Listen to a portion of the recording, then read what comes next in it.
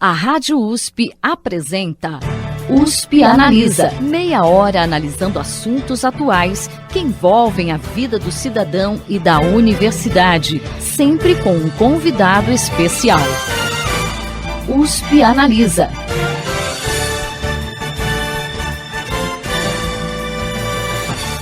Divulgação científica é um tema bastante recorrente aqui no USP Analisa. Afinal, também estamos envolvidos nesse trabalho de levar ao cidadão informações sobre pesquisas e trabalhos que são desenvolvidos dentro da universidade.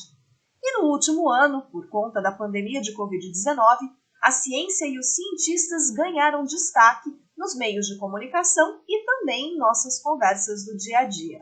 Para falar sobre a importância disso, a gente continua conversando com a professora da Faculdade de Ciências Farmacêuticas de Ribeirão Preto da USP, Carolina Aires, com o integrante do projeto de divulgação científica Ilha do Conhecimento, Robson Amaral, e também com o integrante do projeto de divulgação científica Vidya Academics, o Assim Said.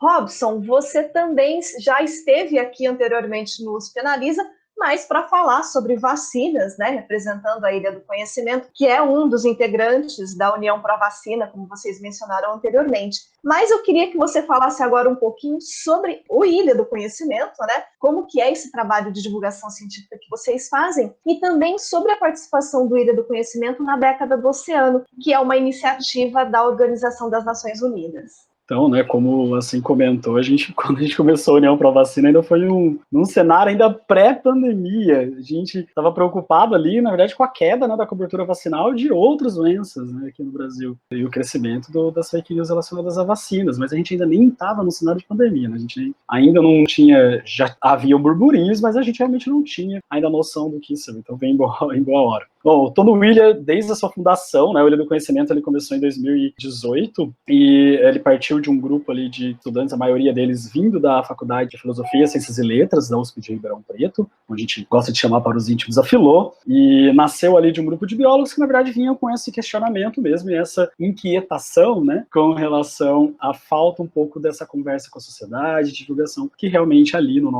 naquela época, né, e no nosso curso não tinha muito, não abrangia muito. E a intenção do Ilha, né, a gente se constrói, ele é um projeto de divulgação científica totalmente gratuito, ele se constrói em cima de dois principais pilares, né, que a gente diz que é a popularização da ciência de uma maneira colaborativa. Então, o que é a popularização? Isso que a gente tem discutido, né, durante aqui toda a entrevista, tentar deixar mais próximo da comunidade aqueles conteúdos científicos. Então, a gente tem uma equipe que vai trabalhar com linguagem de uma maneira que consiga parecer mais fácil a interpretação para essas pessoas que não estão inseridas nesse ambiente acadêmico, nesse ambiente científico, até mesmo, e principalmente, né, científico daquela área. Então, não só eu não estou num ambiente científico, mas eu gostaria de entender, por exemplo, um conteúdo científico do pessoal lá do Departamento de Física da USP de São Carlos, né? Então, não só quem não está inserido dentro do ambiente acadêmico, mas também que são de diferentes áreas. Então, a gente trabalha em diversas vertentes, desde textos relacionados, por exemplo, a artigos científicos que a gente simplifica. Então, ele continua com aquela estrutura de um artigo científico, né, mas com uma linguagem mais acessível. Também a gente pega temas e transforma em texto ou vídeos, onde a gente disponibiliza no nosso site, né, no ilhadoconhecimento.com.br.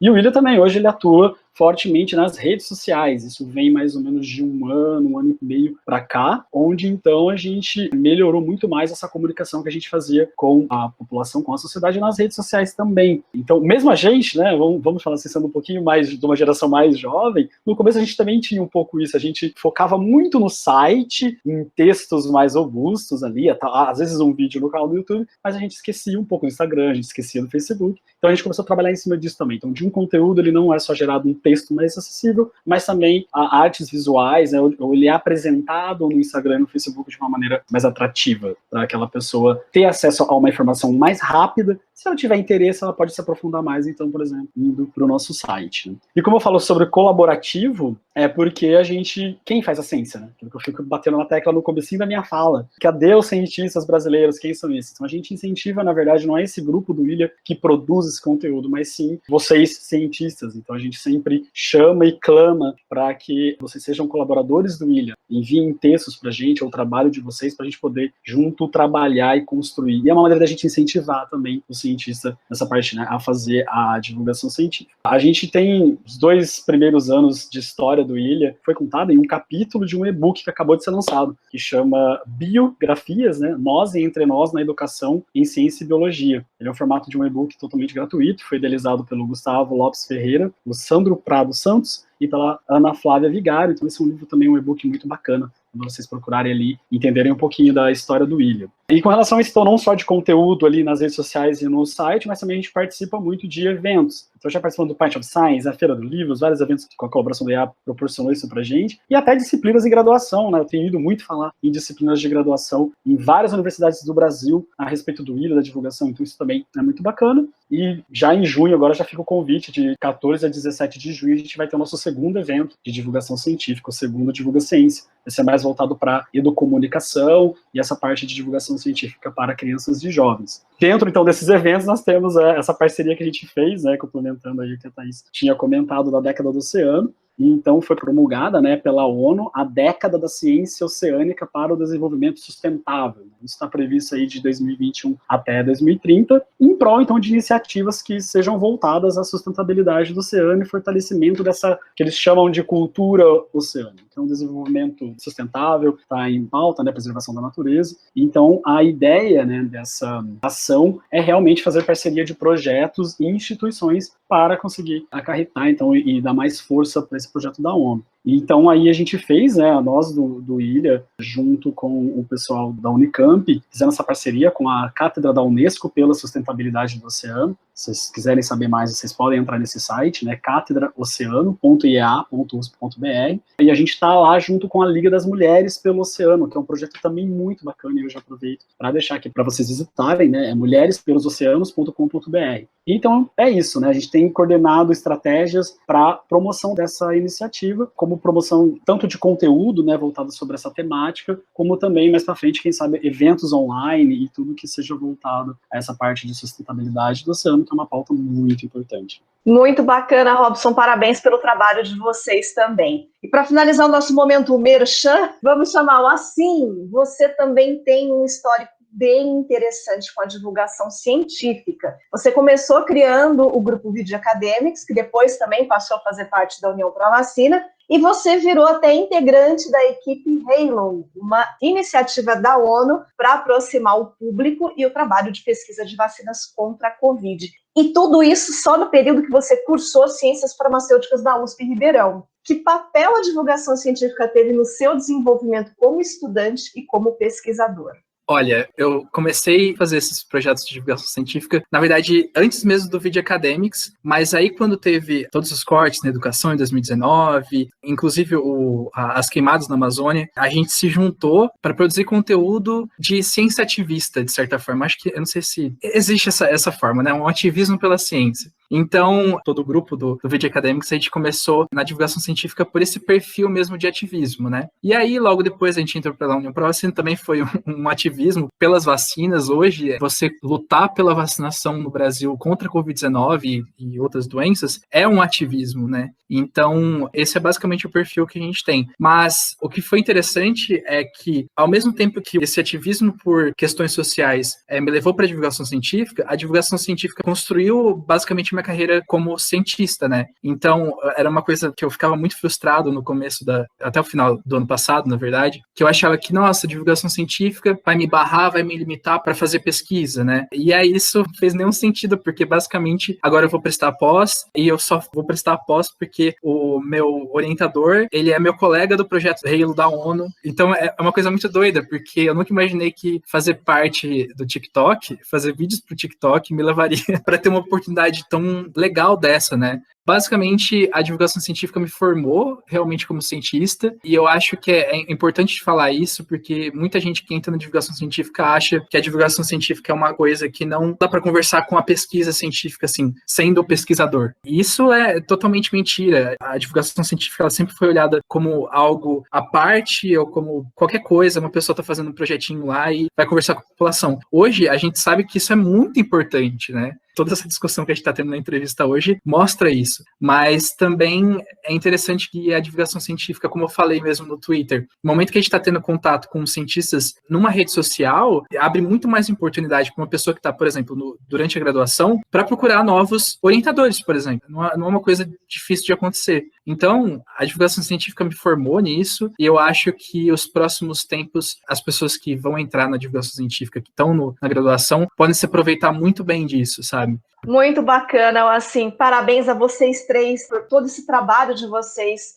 em cima da divulgação científica e que dê muitos frutos, né, o que a gente espera. Bom, nessa trajetória de vocês dentro da divulgação científica, quais foram as principais dificuldades que vocês enfrentaram? Teve algum apoio a esse tipo de iniciativa por parte das instituições às quais vocês estão ligados? Olha, eu vou falar pelo meu caso. Não, a gente teve pouca ajuda das instituições. Na verdade, depois que a gente começou a ter contato, por exemplo, eu comecei a ter contato com a Carol, a professora Carol aqui, decolou bastante, então foi muito importante juntar o projeto do Vidia com o que a faculdade de Ciências Farmacêuticas estava fazendo. Então, foi uma ponte enorme para isso. Também, a parceria com o Instituto de Estudos Avançados foi muito importante também para a gente, não só para a gente se organizar, para produzir conteúdo de divulgação científica, como, enfim, sobre vacinas como a União Pró-Vacina, mas também integrar outros grupos de divulgação científica. Então, como eu mesmo falei no começo, com o Ilha do Conhecimento, talvez se não tivesse o IEA conversando com a gente, talvez a gente nunca teria produzido conteúdo junto. Então, como eu falei, das queimadas da Amazônia, eu sou farmacêutica, eu não tive ecologia, eu não tive muitas matérias dos conceitos que são necessários para entender o que estava acontecendo na Amazônia, o que está, infelizmente, ainda acontecendo, né? Então, é importante essa troca de conhecimento especializado, né? Então, eu acho que essas instituições, quando abriram as portas para a gente, foi muito construtivo. Não só o Instituto de Estudos Avançados, né? Mas como a Rádio USP, o Jornal da USP, abriu muito espaço para a gente. Eu lembro que o nosso conteúdo, por exemplo, de combate à desinformação sobre Covid-19, quando a gente lançou o guia de fake news sobre a Covid-19, a gente não teria tido tanto alcance se a gente não tivesse sido publicado pelo Jornal da USP, né? Então, eu acho que agora, desde o começo da pandemia, as instituições acadêmicas estão se aproximando mais desses projetos independentes. E eu acho que é um ganho enorme, não só para esses grupos de divulgação científica, mas para as instituições, né? Eu concordo com isso que o Assim falou. Eu acredito assim que a maior dificuldade, talvez, desse tipo de trabalho no começo é o descrédito. Então, as pessoas não acreditavam muito nessa questão de divulgação científica, achavam que era algo que merecia menos. Eu senti bastante isso. Nesse contexto, eu tive, no caso, o apoio do diretor da nossa faculdade, né, que ele sempre acreditou muito nessa iniciativa. E a gente buscou auxílio pelo IEA. E aí no IEA que eu conheci o João, e lá é que eu aprendi que o que eu estava querendo fazer era muito mais complicado do que eu imaginava.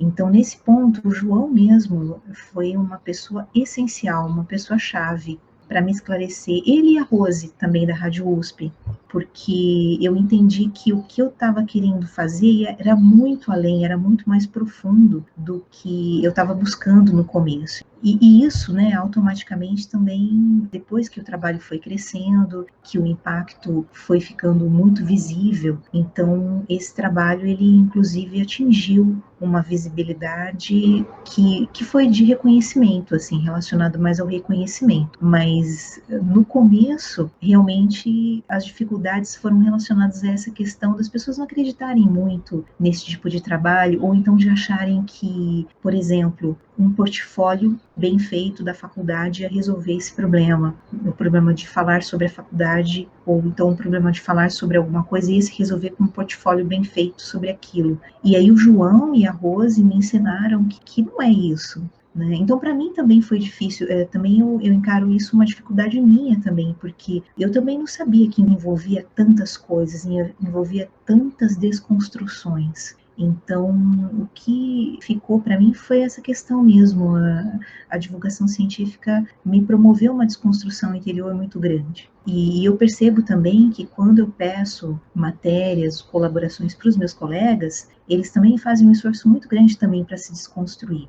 Teve essa parte complicada, né, que é a parte das pessoas não compreenderem mesmo o que você está fazendo, e depois tem a parte que vale a pena, que é essa parte do nosso próprio aprendizado sobre aquilo, e de realmente cada vez mais acreditar naquela causa.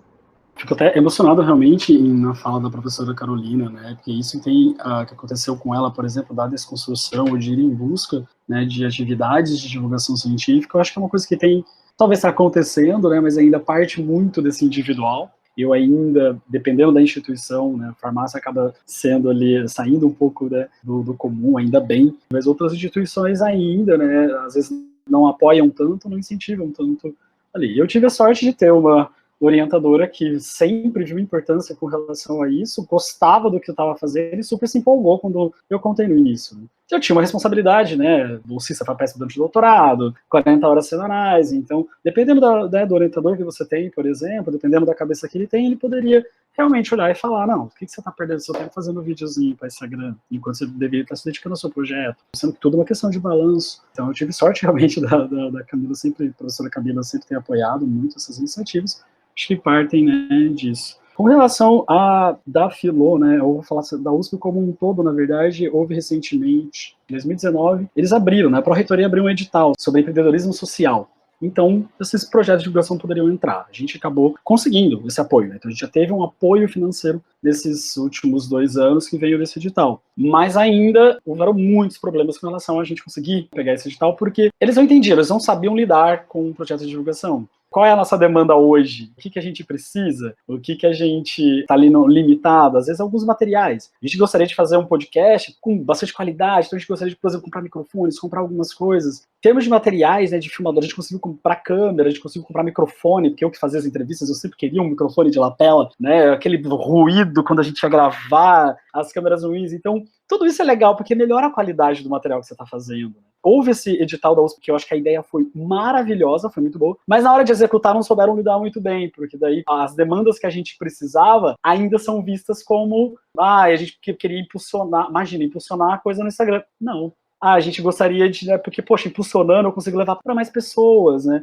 A gente precisa pagar o domínio do site, porque é legal a gente precisa ter um site. Não. Então, ainda é muito engessado dentro das instituições com relação a isso, né, o uso desse dinheiro que a gente teve. Mas eu acredito sim que estamos caminhando. Os próximos editais aí, talvez o pessoal de divulgação científica aqui vai conseguir fazer mais coisa. Assim esperamos, Robson. E para a gente finalizar, o IEA Polo Ribeirão Preto está criando um núcleo de suporte e desenvolvimento de projetos de divulgação científica. Professora Carolina, você que está à frente dessa iniciativa, como que vai funcionar esse núcleo? Eu queria que o Robson e o Assim complementassem depois essa resposta, contando qual a importância de uma estrutura como essa no campus, com base na experiência de vocês com projetos de divulgação científica. O objetivo desse núcleo é viabilizar e dar suporte a todos os projetos de divulgação científica que já existem. O foco essencial mesmo seria fazer esse mapeamento das estruturas que já existem, porque a gente acredita que realmente existem muitas pessoas fazendo trabalhos muito interessantes, mas esses trabalhos eles precisam se conhecer. Então, essa vai ser a primeira ação mesmo do núcleo, né? Depois que a gente fizer a determinação do público-alvo que cada grupo trabalha, que eu imagino que sejam públicos-alvos bem parecidos. Então, a partir desse conhecimento, a gente pode elaborar ações que podem funcionar para o foco principal desse núcleo, que é a formação de líderes, de multiplicadores. Então, por exemplo, ao invés de um determinado grupo fazer uma ação expositiva para um determinado público-alvo, ele teria essa oportunidade de trabalhar com esse público-alvo, treiná-lo e prepará-lo para que eles mesmos possam produzir seu próprio material baseado na informação que foi, por exemplo, me dada por esse grupo. Então, eu gosto sempre de citar aqui um exemplo da Fiocruz, que eles têm um trabalho incrível com telenovelas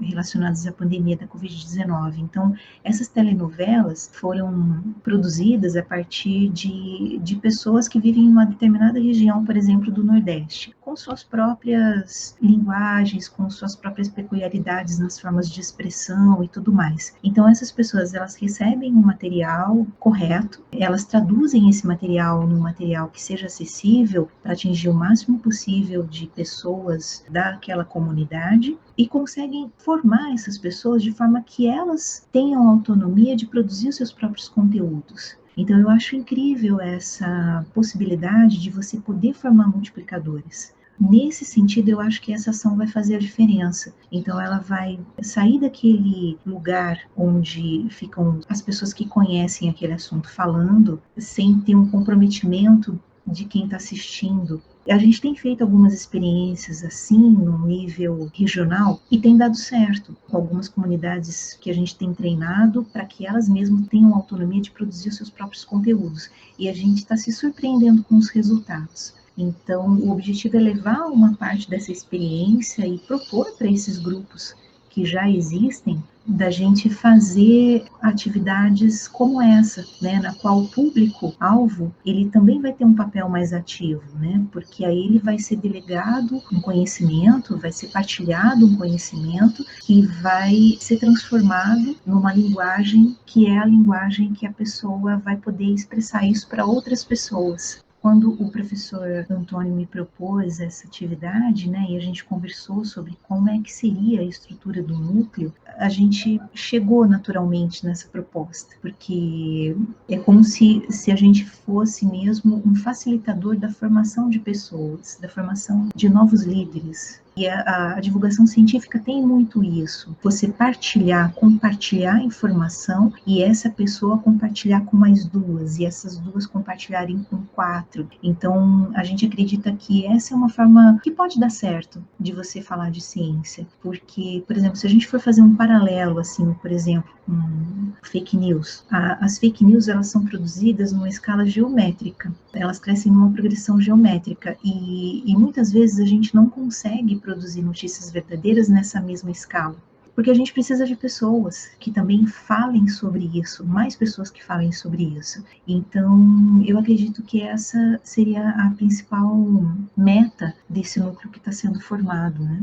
E quem tiver as suas iniciativas e quiser fazer parte, até o dia 4 de maio, no próprio site do IEA, em Ribeirão Preto, tem um formulário no qual você pode colocar a sua iniciativa, colocar o seu público-alvo, e depois, no dia 12 de maio, a gente vai fazer esse encontro para escutar, né? Escutar as pessoas que já fazem seus trabalhos individuais e depois tentar montar essa grande ação com esse objetivo. Maravilhosa iniciativa. Eu acho que tudo que me remete a qualquer pensamento, né, de Paulo Freire, né, de tirar essa lógica do receptor, né, e daquela pessoa que estava dando a informação. O que eu mais gostei realmente da fala da professora Carolina foi isso. Então, transformar, né, essas pessoas que vão estar ali recebendo essa informação, também que elas vão passar isso lá para frente, né, faça sentido para elas. Então, isso é base, né, de qualquer estudo que a gente tem de Paulo Freire. E, então, isso me deixa muito feliz, muito contente. Só tenha seu sucesso mesmo isso, o William já está inscrito já para esse evento do dia 12, estaremos lá então, para tomar frente também junto nessa iniciativa. Eu até parabenizo a professora Carolina, o professor Antônio, enfim, todo mundo está envolvido nessa iniciativa. Eu falo exatamente a mesma coisa, então eu acho que daquela pergunta de como que os grupos de divulgação científica, como que foi a relação deles com a universidade, qual que foi a estrutura que poderia ter apoiado esses grupos, né, que a gente não tinha antes, e eu acho que agora com essa iniciativa, tenho certeza agora com essa iniciativa, os grupos que já existem, os grupos que vão surgir, não vão se sentir mais perdidos, né. Então, a experiência que todo mundo teve aqui com divulgação científica não pode ficar só entre os nossos grupos, mas tem que ficar entre todo mundo que tiver interesse na divulgação científica. E eu tenho certeza que agora, com a pandemia e com tudo que a gente conversou, as pessoas estão vendo a importância da divulgação científica e de fazê-la no momento que elas estão no ambiente acadêmico, né? Muito bacana, pessoal. Bom, infelizmente, o USP Analisa está chegando ao final. Eu conversei aqui com a professora da Faculdade de Ciências Farmacêuticas de Ribeirão Preto da USP, Carolina Aires, com o integrante do projeto de divulgação científica Ilha do Conhecimento, Robson Amaral, e também com o integrante do projeto de divulgação científica Vide Academics, Wassim Said. Muito obrigada pela participação de vocês hoje com a gente. Eu que agradeço, Thaís, obrigada por ceder esse espaço para falar de um assunto tão importante quanto as iniciativas relacionadas à divulgação científica e o quanto também existem pessoas que acreditam na causa e que precisam falar dessa causa para que outras pessoas também sejam tocadas e compreendam qual que é o objetivo, né? Existe uma questão social também nesse objetivo. Existe uma questão científica, mas existe também uma preocupação social da gente falar sobre o sentido verdadeiro da ciência, nessa questão também no combate às notícias falsas, né? Então existe essa necessidade de falar sobre isso, de que mais pessoas sejam cada vez mais tocadas por esse assunto, para que a gente no futuro consiga falar só de notícias verdadeiras, trocar ideias sobre notícias verdadeiras e não ficar combatendo as notícias falsas. Então, agradeço de novo, Thaís, o convite, agradeço também o Robson e o Assim, colegas de divulgação científica, que também trazem muitas contribuições para o Brasil, né? Para o Brasil e para o mundo também, porque isso já está expandindo. Então, obrigada de novo pelo convite. Muitíssimo obrigado, Thaís, pessoal do IA, professora Carolina, né? Trabalhamos já junto desde 2015, se não me engano, 16, quando eu participei da escola de verão, organizando a escola de verão, né, das ciências farmacêuticas ali. Então a professora Carolina era a coordenadora e a gente fez um evento muito especial. E, nossa, acho que assim como a Carol também só tem boas lembranças. E então essas parcerias, né, já existem já desde sempre. Obrigado, Assim, também de novo, né, velho amigo, né, de guerra aí já nessa frente. A gente só tem realmente a agradecer essa oportunidade. Acho que a professora Carolina falou tudo mesmo. Tem que incentivar as pessoas a fazerem mais divulgação, quem tem projeto a continuar tocando em frente, porque é muito importante, e também incentivando a criação de mais projetos também, gente. Nunca é demais, né? Então, a gente vai continuar criando aí sempre. Obrigado, gente. Eu agradeço muito pelo convite. É muito interessante sempre estar conversando em diferentes momentos, agora, diferentes momentos da pandemia, sobre divulgação científica, sobre tudo que a gente tem feito. É muito gratificante saber que há uma iniciativa que vai juntar realmente esses grupos de divulgação científica para criar um mundo acadêmico ainda mais inclusivo, ainda mais integrado à população. E como a Carol falou mesmo, né, a gente tem que criar um mundo que a gente vai parar de combater fake news. E, gente, combater fake news é muito chato. Sério, é uma das coisas mais cansativas do universo, porque você tem que lidar com coisas bizarras a todo momento e produzir e ler muito artigo, ler muita informação especializada para você produzir um conteúdo informativo para combater aquela fake news. Então, para uma utopia, daqui a alguns anos, se a divulgação científica crescer ainda mais e se tornar algo que todo mundo compartilha, vocês vão facilitar muito a vida do divulgador científico hoje. Então, por favor, apoiem o grupo local de divulgação científica. Muito bacana, pessoal. Muito obrigada mais uma vez. E antes da gente encerrar, já que nosso tema é divulgação científica, eu quero fazer um convite a você que nos ouve. Na próxima semana, nos dias 17, 18 e 19 de maio, tem mais uma edição do Pint of Science, um festival internacional de divulgação científica que neste ano, mais uma vez por conta da necessidade de distanciamento social, não vai acontecer nos bares, mas sim no YouTube. Para saber mais sobre a programação em todo o país, acesse o site pintofscience.com.br. O USP Analisa de hoje fica por aqui. Até a próxima semana. Você ouviu USP Analisa, um programa da Rádio USP Ribeirão em parceria com o IEA, Instituto de Estudos Avançados, Polo Ribeirão Preto. Produção do Serviço de Comunicação Social da USP e do IEA. Coordenação, Rosimeire Talamone. Apresentação, Thaís Cardoso.